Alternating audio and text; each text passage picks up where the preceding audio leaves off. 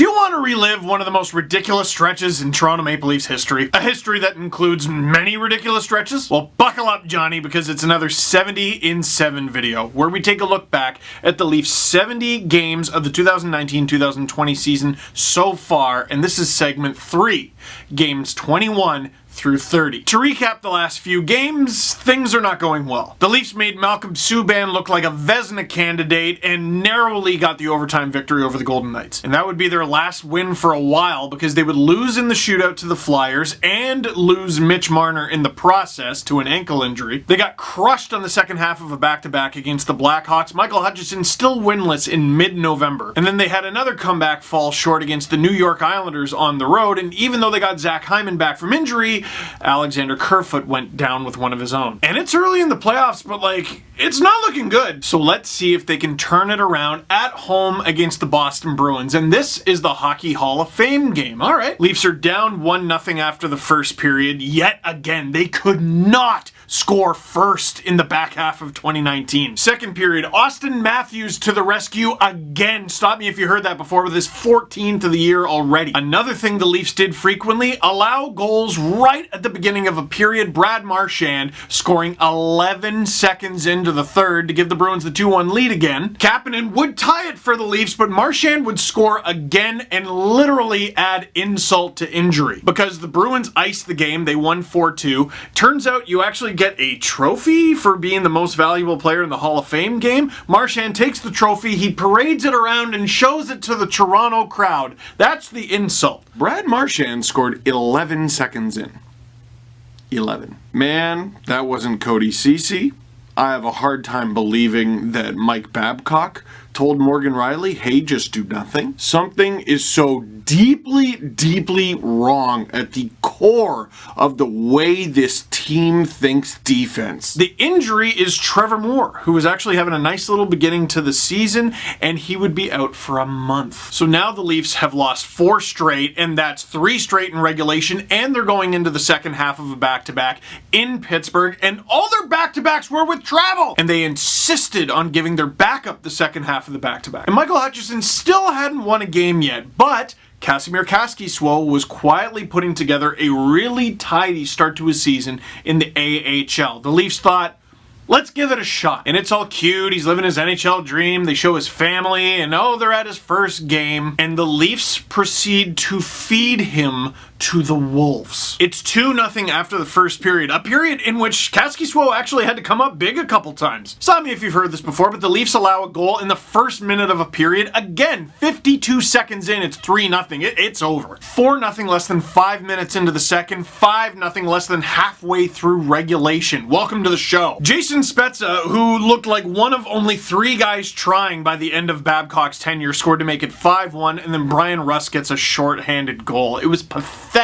And if you ask me, Babcock probably should have been fired then, and who knows, the decision could have been made then. But part of the reason people were saying, no, it doesn't matter if they're on this streak, you can't fire him now, is the Leafs were on this long western road trip. How are you gonna fire him now? We're on the road in Pittsburgh, and then we're going to Vegas. Game 23. This one's much tighter against the Vegas Golden Knights, but they're still down. Cody Glass scoring, Leafs down 1-0 heading into the third. It's tight. Jason Spezza, again, he's coming to life. Scores, ties it, yes!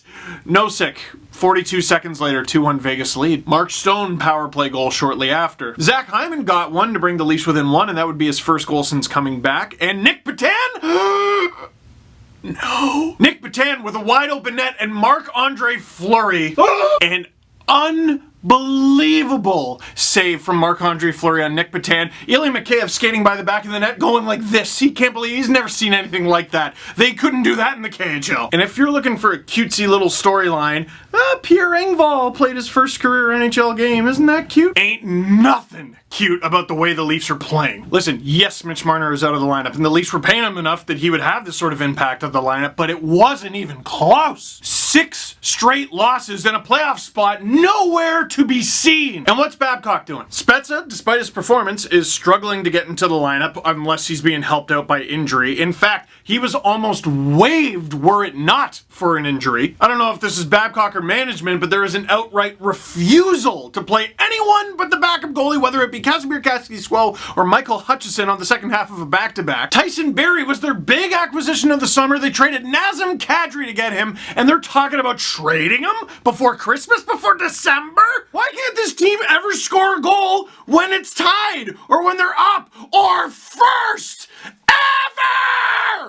18 times in 23 games they've been scored on first. This isn't a blip. This is not a result of my lack of optimism for this team. They suck! We recorded a podcast. I completely went off, as you would expect me to, and I barely get in my car and the news drops. You know what sucks is all this big news is breaking and these videos are gonna be up forever, and I have this stupid mustache. Donate to my Movember page. I'm not looking like this because I think it looks good. So, the Toronto Maple Leafs fired Mike Babcock.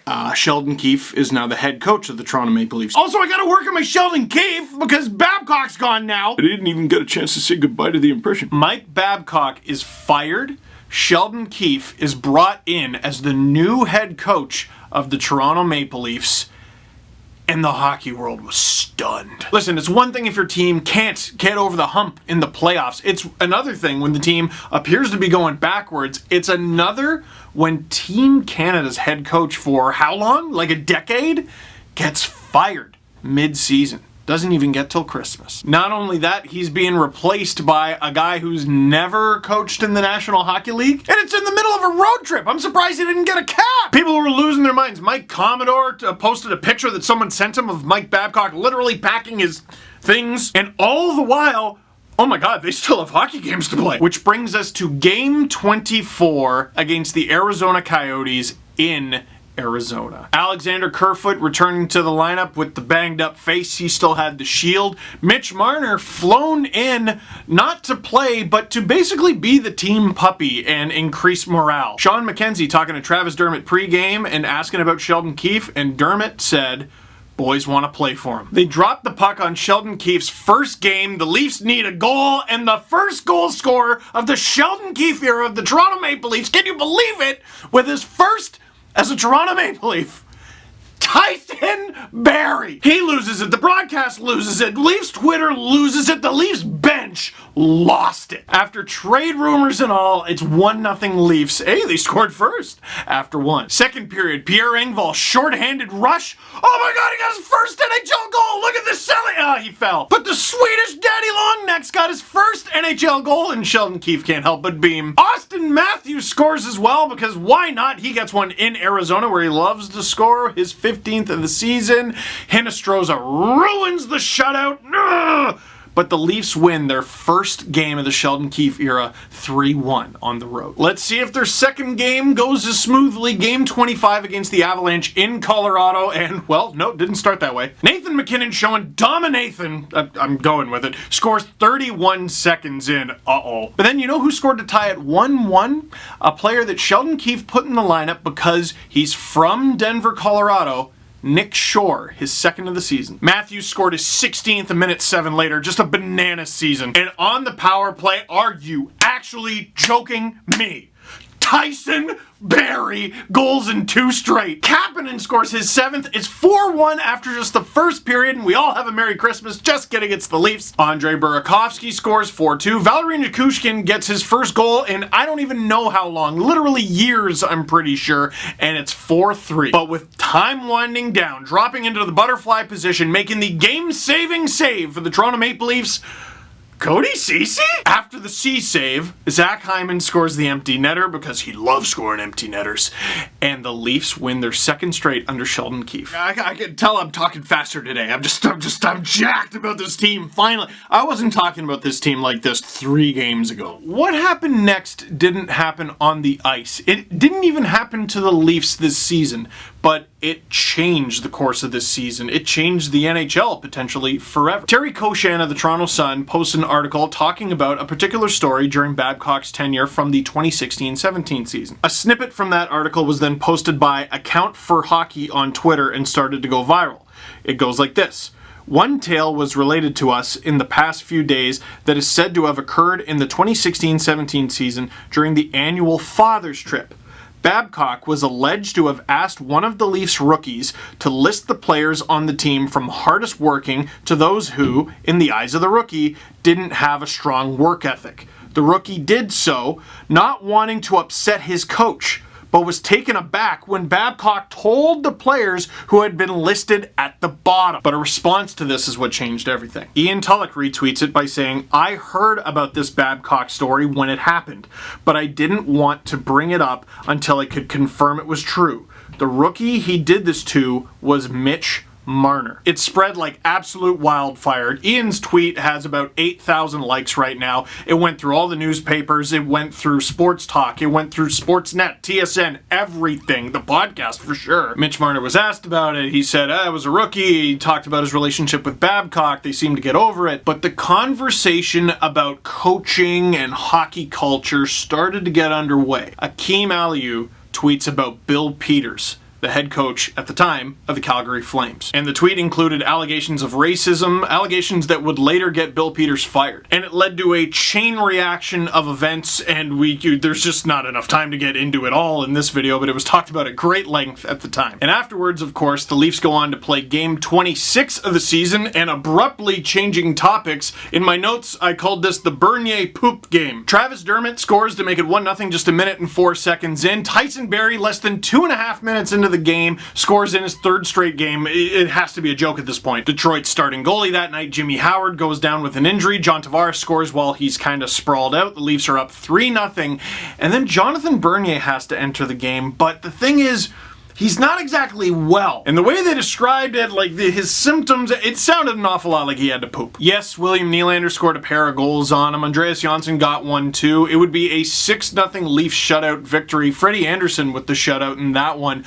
But Bernier was actually spectacular after coming in relief, especially considering the circumstances. And it's a good thing I look back in my notes. I should have mentioned that this was the Leafs' first game without Alex Kerfoot again, because even though he just got back from injury, he actually hit Eric Johnson of the Colorado Avalanche in the Avalanche game and received a 2-game suspension. I know it was a big 6-0 win, but are we going to talk about the fact that it was against Detroit? We are not, because let people enjoy things. My hatted friend, that is correct. Victory, puppies, boys! Your new favorite coach is Sheldon Keefe. His mission is to make you big and fat. Iggy, why can't you be as coachable as Charlie? See? Charlie, that's veteran leadership. You see what you do there? You're a good example for the young players. Well, nope, can't use that impression anymore. How much time do you spend talking to your dog every day, and how much do you think they understand? They understand all of it. You know what? You get extra this morning. That's for Charlie. Sheldon 3. Oh! All right, Sheldon, you're feeling good about yourself. You won 3 straight games to start your Leafs coaching tenure. You beat the Coyotes, you beat the Avalanche, pretty good team, and you beat Detroit. Also, well, they're a team. Now, you got your first real test. Second half of a back-to-back on the road with travel. This one against the Buffalo Sabres and Michael Hutchinson in net. And the beginning of a home-and-home against the Buffalo Sabres. John Tavares scores late in the first, and early in the second, the Leafs have a 2-0 lead. Skinner, Eichel, Middlestat, Olofsson, and awful second period from the Leafs, the worst of Sheldon Keefe's coaching tenure so far. Sabres up 4-2. Timashov and Kapanen would score in the third, but Jimmy Vesey and Jack Eichel would score, and you might remember that goal as Jack Eichel telling all the Leaf fans in attendance in Buffalo to sit down. Yeah, just sit down and watch hockey. Something that Jack and all his Buffalo Sabres teammates get to do for the next several months. Ah, nuts. Sheldon Keefe is handed his first loss of his Leaf coaching tenure, but he has a chance at revenge against the Buffalo Sabres very next game, this one in Toronto. And Jesse Blake and I, Jesse Blake from the podcast, we actually sat between the benches. William Nylander puts the Leafs up 1-0 in the second period, but the dam is going to break. The Sabres actually filled in the Leafs, outshooting them 43-30 in this one. Ugh. Rasmus Ristolainen tied it in the second, and I've never missed Nazem Kadri more. And the game goes to overtime, and with Travis Dermott and Kasperi Kapanen as his partners in crime on the ice, John Tavares rips it top corner over Carter Hutton. Leafs win in overtime. Freddie with a gem, 42 of 43. And what was funny, I remember the chirps coming out of that home and home because the Leafs took 2 points and the Sabres took 3 out of 4. That game had playoff implications at the time. That lasted for not much longer. So this is great. Isn't this great? The Sheldon Keefe era is going swimmingly for the Leafs. It's about to hit its first bump. On the road in Philadelphia, game 29 of the season, most of the game was actually pretty good. There's actually a bit of a goalie duel going on. Scott Laughton with the only goal through 2 periods, 1-0 Philly. Travis Dermott scores 8 minutes 38 seconds into the third, tie game. But Claude Giroux scores shortly after, right at the halfway mark of the third period. Oh no, but still only a 1-goal game. Wheels completely fall off. 5:30 to go. Travis Konechny scores on a 2-on-1. Joel Farabee scores on an empty net. Oh well. Then Shane Gostisbehere and James Van Riemsdyk score on Frederik Andersen in the final minute. The Leafs bailed. They gave up. And the mood was very different after this one. Austin Matthews furious after the game, and after all, who do you blame? Babcock's not there anymore. It was a real bad effort, and Frederik Andersen's first loss under Sheldon Keefe. Which brings us to game 30, the second half of a back-to-back. The Leafs are hosting the Colorado Avalanche. Frederik Andersen demanding to play the second half of this back-to-back. Demanding to play back-to-back games. That was one of the big stories heading into this one. Another big story, Mitch Marner's coming back. How do you like that? The Leafs finally getting healthy. Andreas Johnsson got injured in this game and would go on to miss the next 5 weeks. You have got to be joking. But it was still tight. It was still tight. Just like in the first game, Nathan MacKinnon made it 1-0 for the Avalanche. Zach Hyman scoring to make it 1-1 after 2. Just like in the first game, Nathan MacKinnon scoring to make it 1-0 for the Avalanche, but Zach Hyman tying the game 1-1. Leafs on the power play, chance to break this thing open, a chance to take the lead. Jason Spezza's stick breaks, and Morgan Rielly tries to stick handle around him while he stands there like a scarecrow at the blue line. It's complete calamity. Valeri Nichushkin takes the puck. He has a clean breakaway, scores a short-handed goal.